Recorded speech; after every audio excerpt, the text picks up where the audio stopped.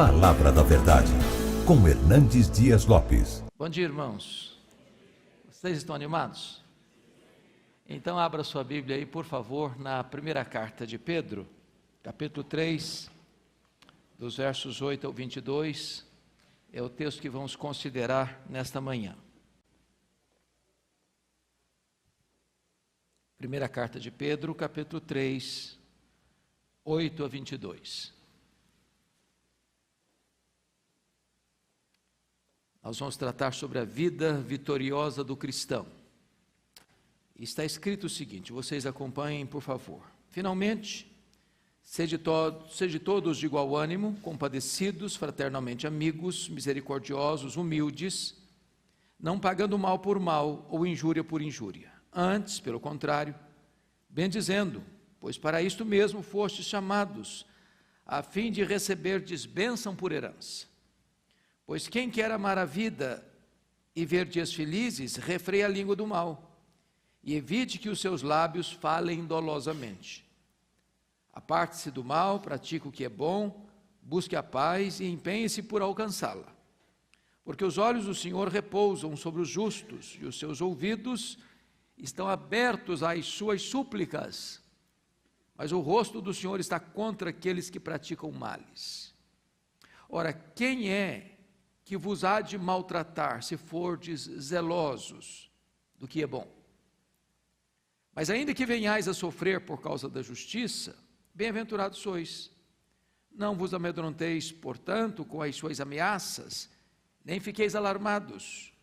Antes santificai a Cristo, como Senhor, em vosso coração, estando sempre preparados para responder a todo aquele que vos pedir razão da esperança que há em vós, fazendo todavia com mansidão e temor, com boa consciência, de modo que naquilo em que falam contra vós outros, fiquem envergonhados os que difamam o vosso bom procedimento em Cristo.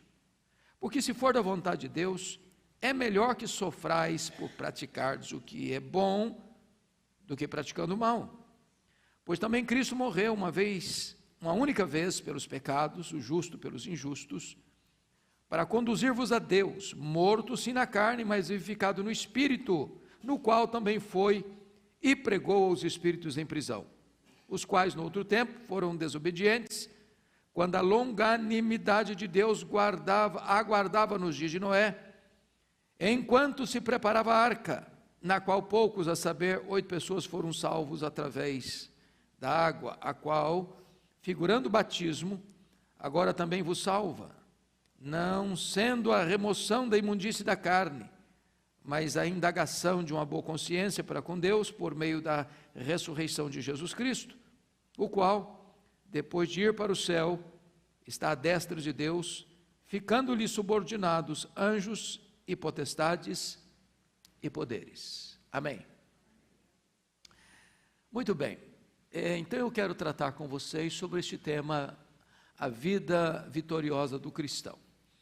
Nós já tratamos nos textos anteriores a este, no capítulo 2, os nossos relacionamentos em outros níveis. Por exemplo, com os governantes, os servos em relação aos seus patrões, como é que se relaciona no capítulo 3, de 1 a 7, com o seu cônjuge.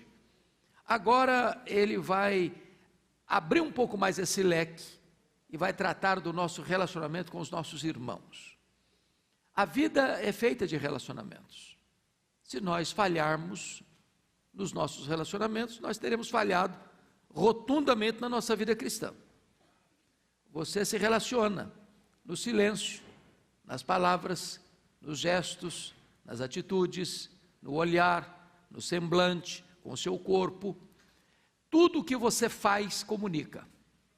Tudo é comunicação, tudo expressa a sua fé e a sua vida cristã. Então, eu gostaria de convidar você para nós olharmos em primeiro lugar o nosso relacionamento com os nossos irmãos. Olha o versículo 8 comigo que ele recomenda. Finalmente, veja que ele está fechando um assunto que ele já vem tratando desde o capítulo 2. Sede todos Ele não diz assim, olha, um grupo está dispensado, não. Todos, sede todos, de igual ânimo. De igual ânimo. Isso significa sede todos do mesmo pensamento. Ou seja, os crentes não deviam ficar batendo cabeça, ficar discutindo ideias, disputando opiniões. Se você olhar na igreja cristã hoje, tem muita gente que gasta o seu tempo brigando com os irmãos. Gasta seu tempo discutindo ideias, pensamentos, correntes de pensamento. E aí de repente entra o radicalismo dizendo o seguinte: se você não pensar igual eu penso, então você nem crente é. Para você ir para o céu você tem que rezar na minha cartilha. Se você não rezar na minha cartilha, então você está fora. E quantas energias são gastas? E quantas pessoas são machucadas? E quantas feridas são abertas? Na contramão do que Jesus Cristo orou e pediu ao Pai, para que todos sejam um, para que o mundo creia. Ou também, conforme a Bíblia mostra que a igreja que recebeu o derramamento do Espírito Santo vivia, conforme cantamos agora há pouco, era uma alma de todos os que creram. É assim que Pedro recomenda aqueles irmãos a viverem, nesse sentido aqui. Sede todos de igual ânimo. Mas vem uma segunda palavra aí, compadecidos. A ideia é que nós devemos lidar uns com os outros com um profundo senso de compaixão. E o que significa a palavra compaixão? A palavra compaixão literalmente significa padecer com. É quando você, cumprindo uma ordenança bíblica, chora com o que chora, se identifica com o outro na sua dor, mas não apenas no nível do sentimento, mas no nível da ação, porque a palavra compaixão traz essa ideia de você sofrer junto, do lado. Isso a gente chama de compaixão. Existe uma palavra mais profunda do que essa ainda, que é empatia. Não é apenas sofrer com, mas é sofrer dentro, sofrer na pele do outro. Essa é a ideia que Pedro está dizendo. Nós precisamos ter essa relação de sensibilidade, de comprometimento com o nosso irmão que está passando por alguma dificuldade. Ele avança um pouco mais e diz assim, no versículo 8, fraternalmente amigos. A palavra fraternamente amigos é uma palavra só no grego. É a palavra Filadelfia, que traz a ideia de você amar o seu irmão na fé, como você ama o seu irmão de sangue. E nós amamos os nossos irmãos de sangue, não é porque eles são muito virtuosos. A gente ama os nossos irmãos de sangue, apesar das suas fraquezas. É a sua família. Você pode até estar meio de bico com o seu irmão, com a sua irmã. Vai alguém dar um tapa no seu irmão para ver. Você se levanta. Você entra na briga. Você entra na defesa dele. E Pedro está dizendo que nós deveríamos cuidar uns dos outros, sendo fraternalmente amigos. Você gostar do seu irmão, estar envolvido com o seu irmão, como se ele de sangue fosse. Mas ainda, olha a outra palavra que ele vai usar. Misericordiosos. A palavra misericórdia traz a ideia, na língua original, de lançar o coração na miséria do outro. Misericórdia é quando o outro está numa situação de total carência, total desamparo, total necessidade, e em vez de você puni-lo, de você pisar ainda mais, esmagando a cana quebrada, ou apenas passar por perto, não, você está nisso porque você fez aquilo outro, é você ainda, a despeito disso, estender a mão para ele, e tirá-lo daquela situação de dificuldade em que ele se encontra. Isso é ser misericordioso. Mas o texto termina da seguinte maneira: você precisa agir com humildade, porque a gente pode ajudar o outro, irmãos, sendo arrogante, aproveitando que o outro está passando uma magrela, você estufa o peito e diz, bom, porque eu sou uma pessoa muito bondosa, porque eu sou muito caridoso, porque eu sou uma pessoa muito crente, porque eu sou muito cheio do Espírito Santo, porque eu sou uma pessoa melhor que você, e estou em condições de ajudar você, então, dá a mão aqui. Bom, você se autoelogiou primeiro, você se enalteceu primeiro, você se engrandeceu primeiro para estender a mão para o outro. Isso não é uma postura cristã, isso é arrogância. você ajuda o seu irmão com um gesto de humildade. Bom, dito isto, agora notem comigo no verso 9, que ele passa do nosso relacionamento com os irmãos para o nosso relacionamento com os inimigos. Bom, relacionar-se com o irmão é fácil, né? Pressupõe, nem sempre. Mas agora Pedro vai além e diz o seguinte: como é que você lida com os seus inimigos? Então vamos lá, olha comigo por favor, versículo 9. Não pagando o mal por mal ou injúria por injúria, antes pelo contrário, bendizendo, pois para isso mesmo fostes chamados, a fim de receberdes bênção por herança.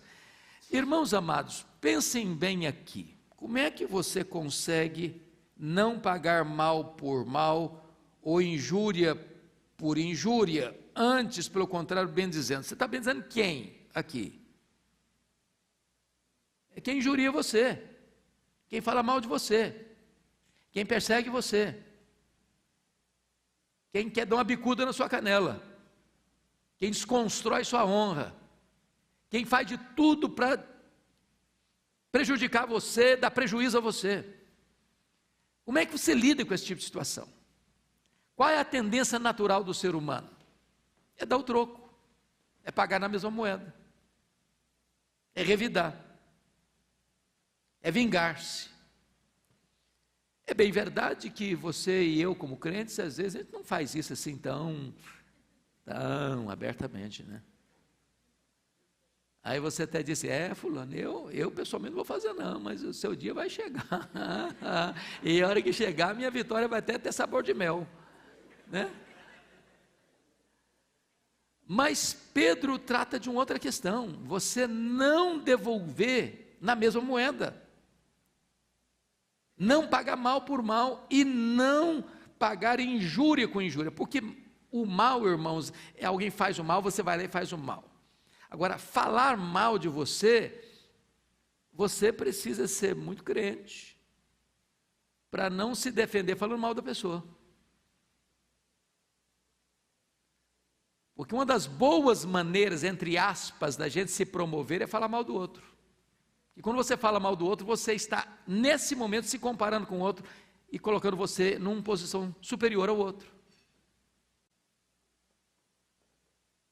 Então, deixa eu dar uma ilustrada aqui para vocês entenderem o princípio.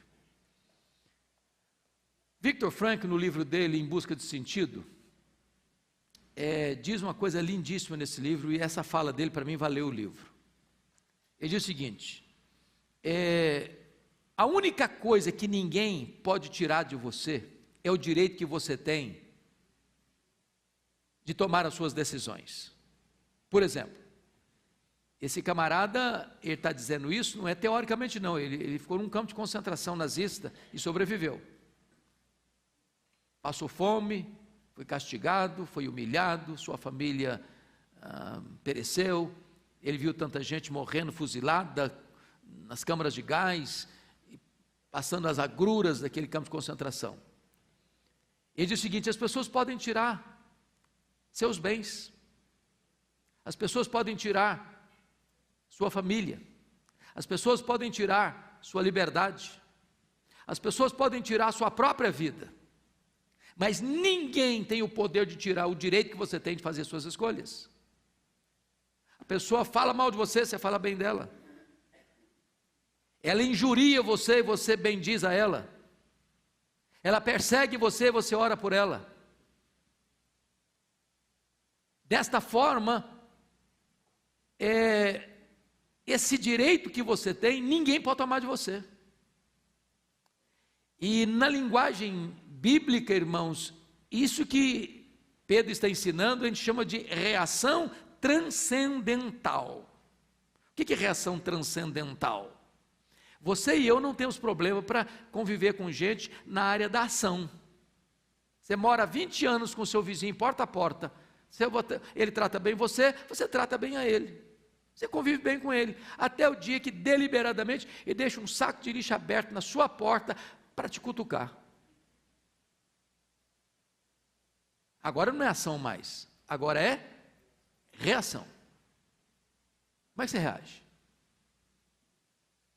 Jesus ensinou isso no Sermão do Monte, quando ele disse: se alguém te ferir uma face, dê a outra. Se alguém te forçar aí uma milha, 1 quilômetro, 600 metros, vá 2. Se alguém quiser tomar sua capa, dê a túnica também. O que significa isso? Significa que Jesus tratou dos 3 assuntos mais sagrados da vida humana. Bater na cara de alguém é questão de mexer com a sua honra.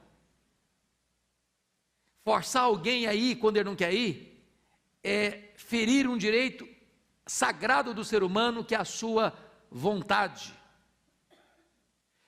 Ninguém na Bíblia podia pagar dívida com a roupa do corpo. Então, pegar a roupa é tomar de você um bem inalienável. Jesus cita 3 aspectos dos mais sagrados da vida para dizer o seguinte: para você fazer isso, você precisa de ter uma reação transcendental. E o cristão é aquele que tem um poder divino agindo na sua vida, e então tem condições de ter uma reação transcendental. É isso que Pedro está mencionando aqui no versículo de número 9. Mas vamos um pouquinho adiante. Nossa postura agora diante da vida. Confira comigo os versos 10 e 11. Olha aí. Pois quem quer amar a vida e ver dias felizes, refreie a língua do mal, e evite que seus lábios falem dolosamente. Aparte-se do mal, pratique o que é bom, busque a paz e empenhe-se por alcançá-la. Então vamos só pegar uma coisinha simplérrima aqui. Quem quer o quê? Amar a vida. Você acha que hoje tem gente que perdeu o amor à vida? Tem, não tem? Você ama a vida? Você ama a sua vida? Você gosta de viver? Você acorda de manhã e diz: obrigado, meu Deus, mais um dia de vida. Ou você acorda assim murmurando: não, mas de novo, tudo outra vez. Vou começar novamente uma semana. É assim que você vive a vida? Ou você celebra a vida, ou gosta da vida? Pedro diz que você tem que amar a vida. A vida é um dom de Deus. Paulo diz em Efésios 5:29, ninguém jamais odiou sua própria carne, antes a alimenta e dela cuida. Então, goste da sua vida, ame a sua vida, ela é presente de Deus para você. Agora, outra coisa que Pedro diz é o seguinte: quem quer amar a vida e ver dias felizes? Você quer ter dias felizes? Então Pedro está dizendo o seguinte: olha, você de certa forma, em certa medida, é o responsável para você ter uma vida feliz. Qual a receita que ele dá para ter uma vida feliz? Primeiro, refreie a sua língua do mal. Irmãos amados, Tiago, lá no capítulo 3 da sua carta, diz que nós tropeçamos em muitas coisas. Você tropeça em muitas coisas?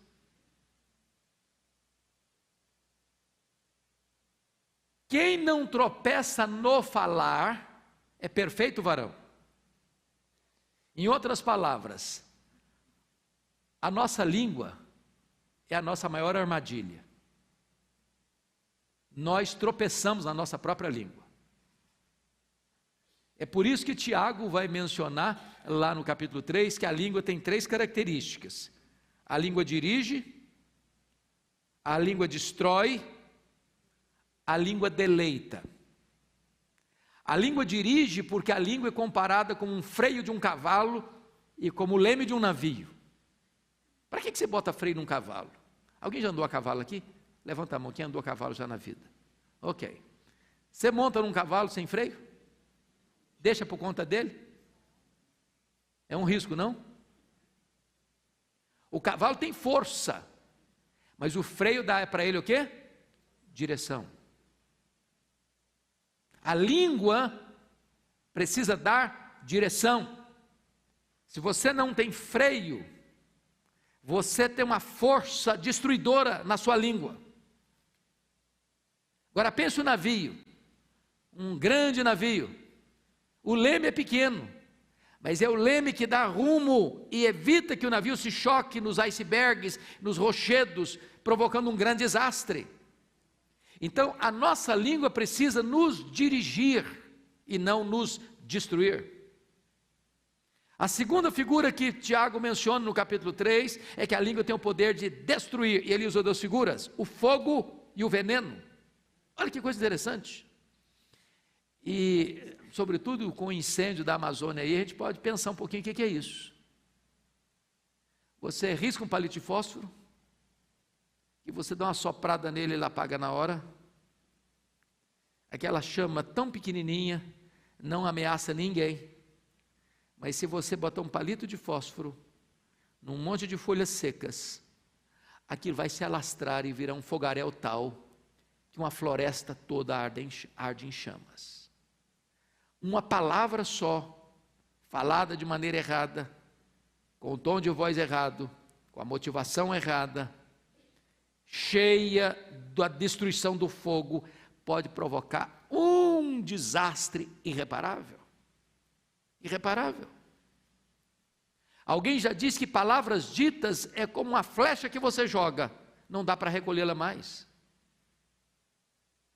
Um comentário maldoso, malicioso, a maledicência, a boataria, os fake news que são tão comuns nos nossos dias de redes sociais, muitas vezes é como você subir no alto de uma montanha, solta um saco de penas, não dá para recolhê-las todas mais. Tem o poder destruidor do fogo e do veneno.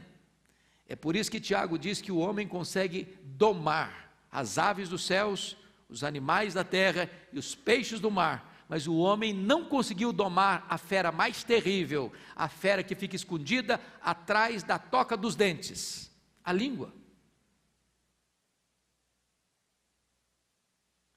E eu não vou nem perguntar aqui quem tem problema, porque todos nós, Tiago diz, todos nós que temos. Você pode ser a pessoa mais piedosa dessa igreja, você tem problema com isso. Eu tenho problema com isso. Nós temos problema com isso. Agora ele vai mencionar que a língua tem o poder de deleitar. A língua em Tiago 3 é comparada a uma fonte ou uma árvore frutífera. Mas veja você que Tiago levanta uma outra questão do poder da língua, quando ele diz o seguinte: o problema da língua é que ela, sendo uma fonte, ela é contraditória.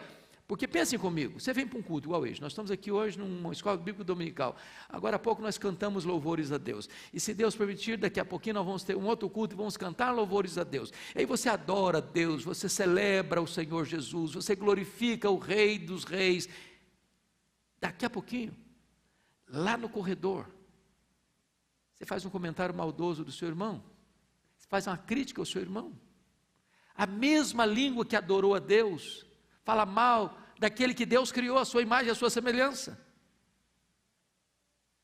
E Tiago diz o seguinte: você não vai encontrar em lugar nenhum uma fonte que jorra água boa, água doce, água saudável, potável, e ao mesmo tempo dessa fonte solta aí uma água salgada, salobra, que vai fazer mal. Mas a nossa língua é essa fonte, incoerente tantas vezes. Então, o que Pedro está nos mostrando aí, preste atenção, no versículo 10, é que se você quer amar a vida e viver dias felizes, você tem que fazer o quê? Refrear a língua do mal. E agora outra coisa, e evite que os seus lábios falem o quê? O que é falar dolosamente? O que é dolo? Desculpa, não ouvi. Com intenção ruim, má. Por exemplo, quando você fala dos crimes, fulano de tal foi acusado de um crime culposo e outro foi acusado de um crime doloso. Qual que é o mais grave, o culposo ou o doloso? O doloso. Porque a pessoa, ao praticar aquele crime, teve a intenção de matar, ou de roubar, ou de destruir o outro, ou de arruinar o outro. O crime é apenas uma consequência do desejo que foi ali elaborado, que foi ali ruminado na mente, no coração, então se praticou. O cara sai da casa dele para ir lá na casa do outro para assaltar. Isso é um crime doloso, houve a intenção de assaltar. Então, Pedro está mostrando para você e para mim que nós precisamos evitar o quê? Que os lábios falem dolosamente. Então, pense na hora de você falar do seu irmão, ou de quem quer que seja. Por que você está falando? Qual é a intenção? Você quer tirar uma casquinha? Você quer prejudicar o outro? Você quer que as pessoas tenham um conceito ruim daquela pessoa? Você quer que as pessoas passem a não gostar mais daquela pessoa? Isso é falar dolosamente. Você quer viver vida feliz? Você quer amar a sua vida? Então, refreie sua língua do mal e evite de falar dolosamente. Bom, agora ele vai falar outra coisa. Você quer viver uma vida feliz? Versículo 11. Aparte-se do mal. Tem hora, irmãos, que você precisa dar marcha ré. Se você vê que o ambiente não é bom, não vá. Você vê que a rodinha ali está tricotando todo mundo, não chega. Você percebeu que a pessoa está afim de acender um fósforo numa floresta? Não participe disso. Em outras palavras, tem hora que você não pode avançar, não vá lá, não frequente lá, não conviva. É isso que Paulo ensinou na sua primeira carta aos Coríntios. Se você tem um irmão que se diz que é seu irmão, mas está vivendo desse jeito, nem comunhão com ele você deve ter. Por quê? Porque se a pessoa, em nome de ser irmão seu, quer arrastar você para o convívio maldoso dele, você é partícipe do erro dele. Então, aparte-se do mal. E aí tem o que é positivo: pratique o que é bom, busque a paz e empenhe-se por alcançá-la. Então, preste atenção em outra coisa: busque a paz. Ele está falando de quê, irmãos? Ele está falando de quê? Qual assunto que ele está tratando aqui? Relacionamentos.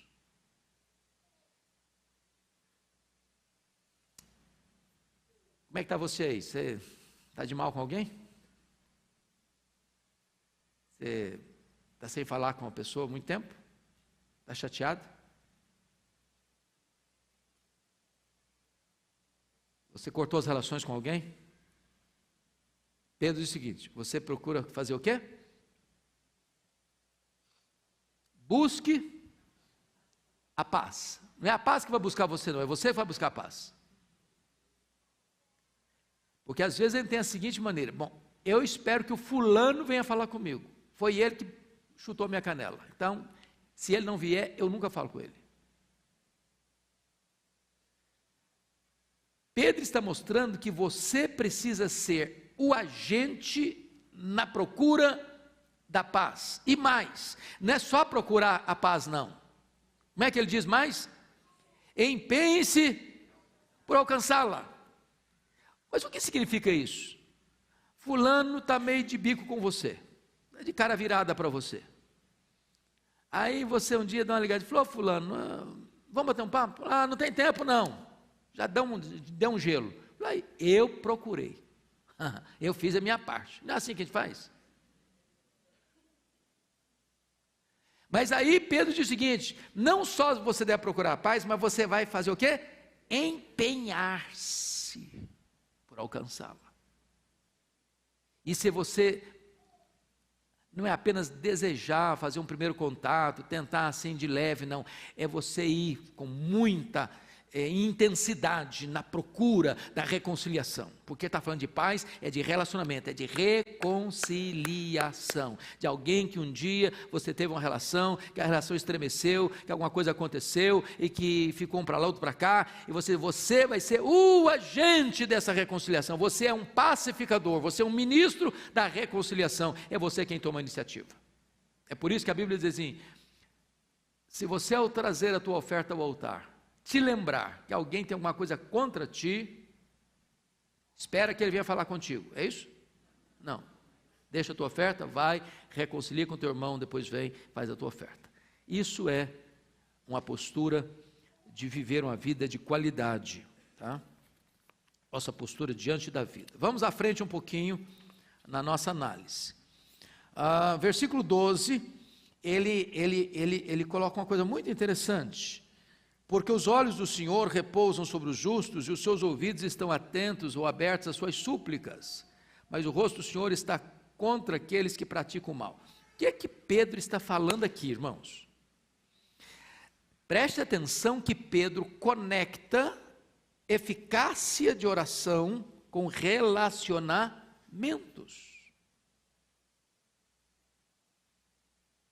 O que Pedro está dizendo aqui é que se eu estou brigado com meu irmão,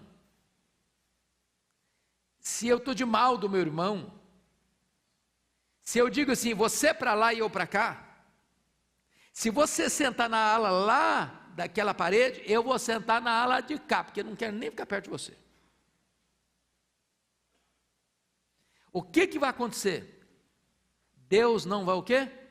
Responder as orações dessa pessoa. Quer outro exemplo? 1 de Pedro 1,7 diz que se o marido não tratar a esposa com sensibilidade, com dignidade, como vaso mais frágil, as suas orações são interrompidas. Em outras palavras, não adianta o camarada passar 2 horas de joelhos, se quando ele levanta dos joelhos, ele agride a esposa, ele é grosso com ela, ele não é sensível a ela. Então não tem como você ter relação de intimidade com Deus na vertical, se as relações horizontais estão estremecidas. Pois bem, vamos um pouquinho agora adiante e vamos olhar os nossos sofrimentos. Versículos 13 a 17. Primeiro, versículo 13, ele trata da prevenção do sofrimento. Você pode ler o 13 comigo? Vamos juntos? Ora, quem há que vos há de maltratar, se fordes zelosos do que é bom? Qual é aí a solução profilática, preventiva do sofrimento? Ser zeloso do que é bom. Preste atenção que há um adjetivo, não é só você fazer o que é bom, ou amar o que é bom, mas ser o quê? Zeloso. Zeloso, não é uma coisa casual ou acidental, não, é você ter empenho nisso. A Bíblia fala de Barnabé, né? Barnabé era um homem bom. Aliás, é o único homem chamado de bom na Bíblia, exceto o próprio Deus, é Barnabé. Barnabé era um homem bom. Então você tem que ser zeloso do que é bom. Se você viver praticando o bem, sendo zeloso do que é bom, Pedro pergunta, quem há de maltratar vocês? É claro que ele está pensando aí já na questão do sofrimento que os cristãos estão sofrendo na mão dos pagãos. Os pagãos estão perseguindo a igreja. Se você ler o contexto de 1 de Pedro, é a carta do sofrimento. E esse sofrimento é tal que chegou o seu fogo do sofrimento, onde os crentes estavam perdendo suas propriedades, sendo enxotados das suas casas. Eles eram peregrinos e forasteiros. Não era um sofrimentozinho qualquer, não, era coisa pesada. Mas ele está entendendo uma coisa, um princípio, de que quando as autoridades constituídas, elas estão no seu governo, elas precisam entender que diante de Deus, elas são ministros de Deus para 2 coisas, para promover o bem e para coibir o mal. Então só num estado de total inversão de valores, se promove o mal e se coíbe o bem. Então, se você está fazendo o que é bom, não tem como as autoridades, num estado de direito, perseguir você, prejudicar você, causar sofrimento a você, porque você, ao fazer o bem, recebe os louvores das autoridades e não a perseguição e o sofrimento proveniente das autoridades. É isso que Pedro está dizendo aqui. Mas, confira ainda um outro aspecto do sofrimento. a alegria no sofrimento. Então, versículo 14 agora. 1 de Pedro, vocês que estão chegando, amados. 1 de Pedro 3,14. Confiram comigo lá. Olha o que ele diz. Mas, você pode ler o 14 comigo? Vamos juntos? Mas, ainda que venhais a sofrer por causa da justiça, bem-aventurados sois. Não vos amedronteis, portanto, com as suas ameaças, nem fiqueis alarmados. Bom, ao longo da história, o povo de Deus sofreu por fazer o bem? Alguma vez? Sofreu? E muito. E muito. Muitas pessoas cometeram um único crime de adorar a Deus, de confiar só em Jesus Cristo, e esse foi o crime que cometeram, para serem torturados, presos, jogados às feras, queimados vivos, crucificados. Então o que Pedro está ensinando para nós, é que se você vier a sofrer por causa da justiça, você não é infeliz, você é muito feliz, você é bem-aventurado. Foi Jesus que ensinou isso. Bem-aventurados sois, quando mentindo, disserem todo mal contra vós. Alegrai-vos e exultai, porque assim perseguiram também os profetas que viveram antes de vós. Então, se você está sendo perseguido, porque você é um crente, porque você é fiel a Deus, porque você vive uma vida de santidade, porque você vive uma vida de irrepreensibilidade, porque você não paga o mal com o mal, você não devolve injúria com injúria.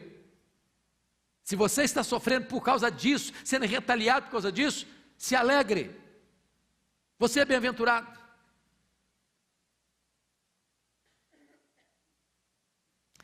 E aí, Pedro traz uma palavra que talvez fosse tão importante para nós, no nosso contexto brasileiro, irmãos. Eu não sei se vocês concordam comigo, mas a sensação que tenho é que no Brasil e no mundo hoje, existe uma onda de cristofobia. Parece que você falar que você é um cristão, que você tem valores, que você tem princípios, que você tem absolutos, que você crê numa verdade absoluta, é como se você fosse da idade da pedra. É como se você fosse um ser estranho, muito esquisito. E nesse momento, a igreja de Deus precisa estar se preparando para um dia talvez de hostilidade mesmo. E Pedro vai dizer o seguinte: não vos amedronteis, portanto, com as suas ameaças, nem fiqueis alarmados. Eu queria só que você conferisse isso, não é ainda a exposição do 4, não vou ficar pulando de um texto para o outro, mas confira o que ele vai dizer no capítulo 4, versículo 12. Você pode ler comigo? Vamos lá? 4:12. Amados, vão comigo? Amados, não estranheis o fogo ardente que surge no meio de vós, destinado a provarmos, como se alguma coisa extraordinária vos estivesse acontecendo. Em outras palavras, Pedro está dizendo o seguinte: olha, não pense que você sofrer perseguição, o fogo da perseguição chegar, que isso é um negócio assim muito anormal, não. É isso que vai acontecer. Então não fique alarmado, não. Bom, se nós precisamos nos alegrarmos até no sofrimento, precisamos pensar em outra coisa. Por que nós sofremos então? Será que Deus gosta de ver a gente sofrer? Será que Deus é sádico? Será que Deus não se importa? Por que Deus não livra a gente de sofrer? Por que o Senhor não nos salvou e já levou a gente direto para o céu? E aqui está um ponto muito importante que Pedro trabalha, que é a oportunidade no sofrimento. Leia comigo o verso 15, por favor. Vamos juntos? Antes, santificai a Cristo como Senhor em vosso coração, estando sempre preparados para responder a todo aquele que vos pedir razão da esperança que há em vós. E você percebe que esse cristão que está sofrendo perseguição, ele está sofrendo perseguição por causa da sua fé. Ele está sendo questionado, ele está sendo interrogado, ele está sendo alvo de uma investigação. Por que você crê nisso? Que maluquice é essa? No mundo de hoje, você acreditar que família é feita de homem, de mulher, de marido e de esposa, de filhos, que negócio é esse? Que ideia mais limitada é essa? Que cabeça mais fechada é essa? E as pessoas estão lá interrogando você. E Pedro diz o seguinte: que oportunidade você tem? Que privilégio você tem de numa hora dessa, num aperto desse, numa pressão dessa, você dar esperança da sua fé.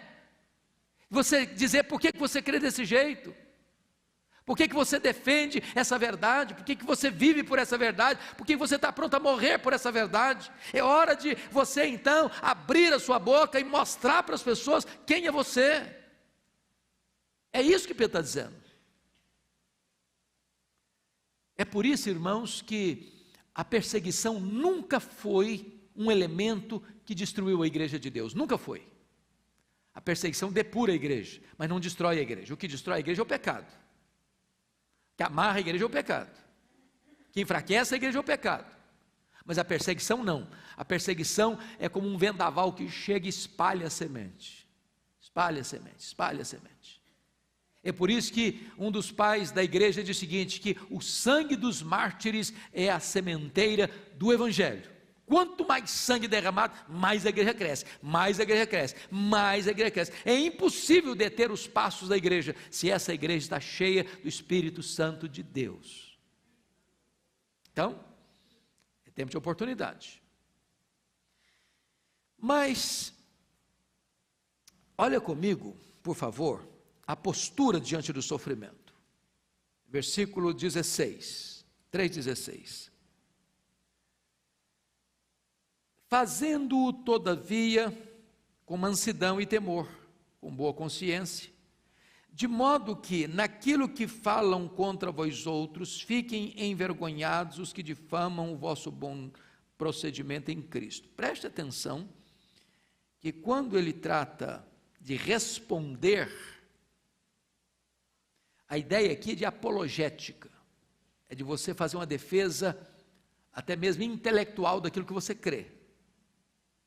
Você dá razão mesmo da sua fé.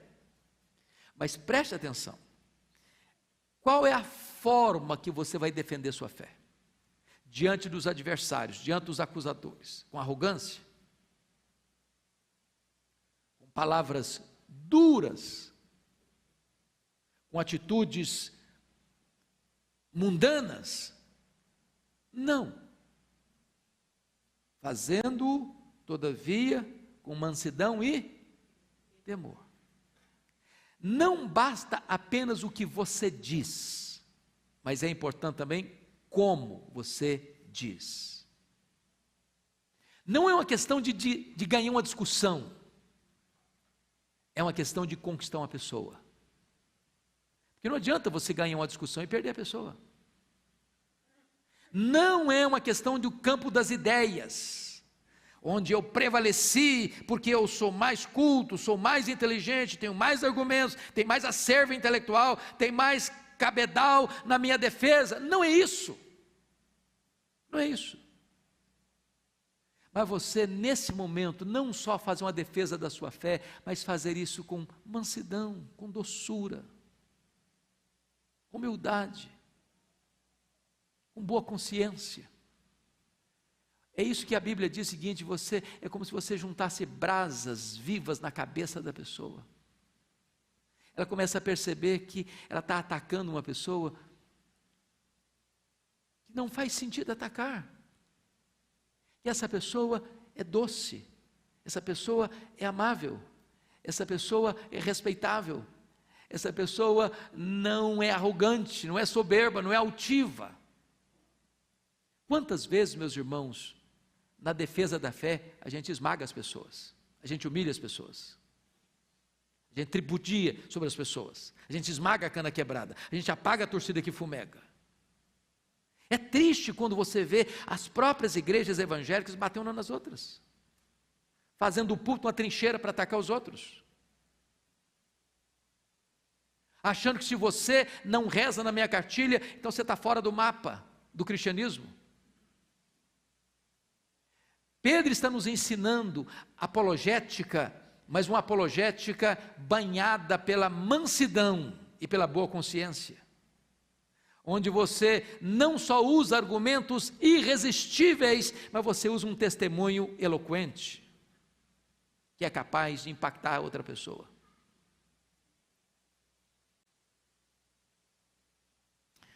Mas notem mais ainda comigo, versículo 17 mostra o propósito do sofrimento. Veja comigo, versículo 17. Você pode ler o 17 comigo? Porque, se for da vontade de Deus, é melhor que sofrais por praticardes o que é bom, do que praticando o mal. Se for da vontade de Deus, é melhor que sofrais. Então quer dizer que às vezes é da vontade de Deus que a gente sofra? E a resposta é sim. Esse sofrimento aqui não é o sofrimento do pecado, da desobediência, da rebeldia, da dureza de coração. Às vezes, meus irmãos, Deus não nos livra do sofrimento, mas Deus nos livra no sofrimento. Tem hora que Deus permite a você e a mim passarmos por uma situação adversa, para dizer o seguinte: filho, eu estou permitindo você passar por isso, para que você me glorifique nessa situação, para que você mostre para as pessoas que eu lhe dei poder para passar por isso vitoriosamente. Quem pode abrir sua Bíblia aí comigo, rapidinho, em dois textos. Primeiro em Tiago capítulo 1, verso 2 e 3, logo em seguida aí de Pedro. Aliás, em seguida não, antes de Pedro. Tiago 1, 2 e 3. Eu queria que toda a igreja lesse comigo os versos 2, 3 e 4 de Tiago 1. Vamos lá? Acharam aí? Então vamos lá, vamos juntos. Meus irmãos, tende por motivo de toda alegria o passardes por várias provações, sabendo que a provação da vossa fé, uma vez confirmada, produz perseverança. Ora, a perseverança deve ter ação completa, para que sejais perfeitos e íntegros, em nada deficientes. Eu acho isso maravilhoso, porque notem vocês, irmãos, que as provações são compatíveis com a fé cristã. E Tiago está dizendo o seguinte: tende por motivo de todo o quê?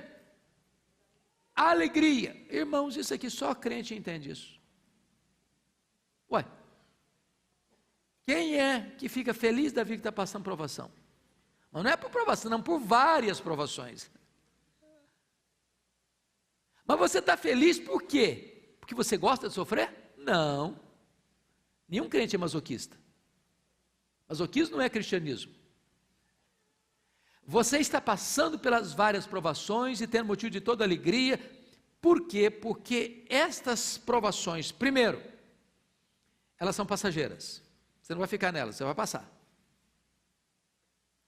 Segundo, essas provações são pedagógicas. Elas vão produzir em você perseverança. E a palavra perseverança é paciência triunfadora. Deus vai tratar do seu caráter, Deus vai tratar da sua vida. Até Jesus aprendeu pelas coisas que sofreu. O sofrimento, irmãos, é a escola superior do Espírito Santo. A maioria de nós aqui aprendeu as lições mais importantes da vida, não foram nos dias de festa, mas nos dias de provações. Deus vai tirando o excesso de bagagem na nossa vida. Deus vai podando as arestas da nossa vida. Deus vai nos amoldando ao caráter de Cristo. Deus vai esculpindo a beleza de Cristo em nós. Pense comigo agora num artista, um escultor, pegando um mármore bruto, pegando o seu formão, seu martelo. Se o mármore pudesse falar, ele estaria dizendo assim: está doendo, está doendo. E o artista não poupa o mármore, mas quando ele termina esse trabalho, tem beleza, tem beleza. O sofrimento tem um propósito, de esculpir em nós a beleza de Cristo. Segundo texto que eu gostaria que vocês olhassem comigo, para a gente voltar para Pedro, para fechar. Romanos capítulo 5, olha aí, versículo 3 e 4, você pode ler comigo, Romanos 5, 3 e 4, vamos juntos? E não somente isto, mas também nos gloriamos nas próprias tribulações, sabendo que a tribulação produz perseverança, e a perseverança experiência, e a experiência esperança. Agora preste atenção, que novamente eu digo, só crente entende um negócio desse aqui.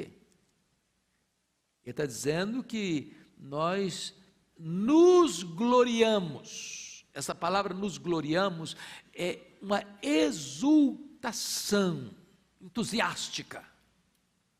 Mas nós nos exultamos em que mesmo? Nas próprias tribulações. Ô gente, tem que andar com Deus para fazer um negócio desse, tem não? E quando a tribulação chega, a gente faz o quê às vezes? Murmura, reclama, fica amargo. Mas por que nós nos gloriamos nas próprias tribulações? De novo, é porque nós somos masoquistas, gostamos de sofrer? Não. Porque a tribulação produz o quê? Perseverança. A palavra perseverança, irmãos, na língua portuguesa, ela não consegue botar o significado desse texto. Porque a palavra que Paulo usa aqui, uma das palavras mais ricas do grego, é a palavra huipomone. E huipomone é paciência com circunstâncias difíceis. Você lida com circunstâncias difíceis às vezes? Circunstância é uma coisa que acontece com você e você não administra, não é isso? Administra. Está dirigindo seu carro. Tranquilo, feliz da vida, até cantarolando o hino. Daqui a pouco, pá, o cara atravessa o sinal vermelho e dá uma pancada em você. Você não procurou aquele acidente? Você foi vítima dele.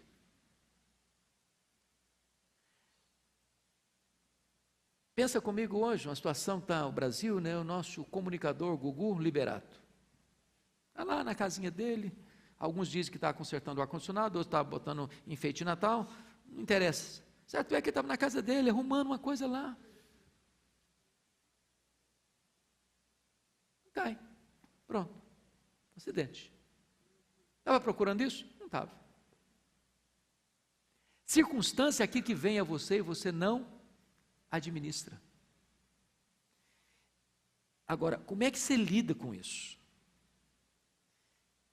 A palavra ripomone significa que você lida com situação difícil, não murmurando, não reclamando, mas com a paciência triunfadora. Mas a perseverança, ele diz, vai desembocar em outra coisa. O que desemboca a perseverança? Experiência. E a ideia de experiência aqui é a seguinte: você pode ter dois tipos de fé. Você pode ter aquela fé de ouvir falar, do seu conhecimento teológico, dos textos da Bíblia que você conhece, que você já decorou, que você já ouviu, que você já leu, que você já escutou. Esse acervo intelectual, você conhece. Mas outra coisa bem diferente é quando você tem experiência. Em outras palavras, Deus não é apenas o Deus de Abraão, de Isaac e de Jacó, o Deus do meu avô, o Deus do meu pai, mas Ele é o Deus também da minha vida. Lembra de Jacó? Quando Jacó saiu de casa com 71 anos de idade, ele teve uma visão de noite. O Senhor deu uma visão da escada, lembra disso? E Deus apareceu para ele e disse assim: eu sou o Deus do teu avô Abraão, eu sou o Deus de Isaque, teu pai. E quase você dá vontade de ouvir: eu sou o teu Deus. Mas o Senhor não falou isso. Jacó só foi ter uma experiência pessoal com Deus 20 anos depois, com 91 anos de idade, no Val de Jaboque. Viu o Senhor face a face, e a minha vida foi salva. A partir daí, Deus é chamado de Deus de Abraão, o Deus de Isaque e o Deus de Jacó. Essa é a questão. Quem é Deus para você? Apenas o Deus que você conhece de ouvir falar? Ou é o Deus da sua experiência? Eu vou ficar por aqui, tá? Deixa eu ver se... é isso mesmo, vou ficar por aqui. Depois a gente segue no versículo 18, no outro domingo. Pode ser? Vamos ficar em pé? Vamos orar? Porque se eu for entrar no outro assunto, o assunto é longo e eu vou ficar no meio do caminho. Deus abençoe vocês. Hoje é um dia de festa aqui em Pinheiros, né? Dia de festa. Deus tem sido tão gracioso conosco aqui. Deus tenha abençoado o pastor Arival, o seu ministério, e eu fico muito feliz de estar do lado dele, numa igreja que a gente vê cada dia a boa mão de Deus dirigindo e conduzindo. Louvado seja o Senhor. Você é bem-vindo aqui. Então vamos orar. Deus amado, receba a nossa gratidão nesta manhã, pelo privilégio de estarmos na tua casa, de abrirmos a tua palavra, de examinarmos a tua palavra, e de esta palavra nos examinar.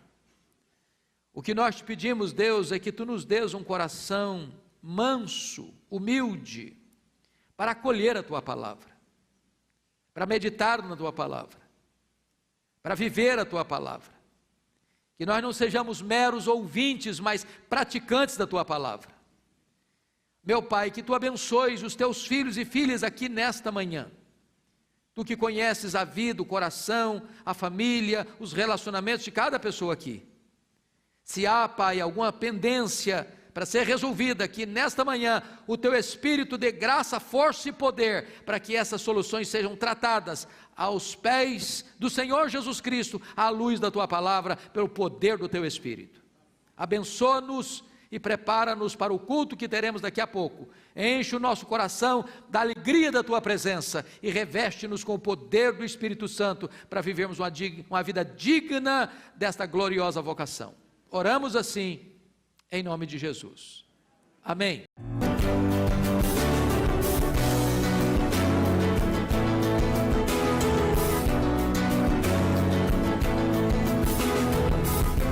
Palavra da Verdade, com Hernandes Dias Lopes.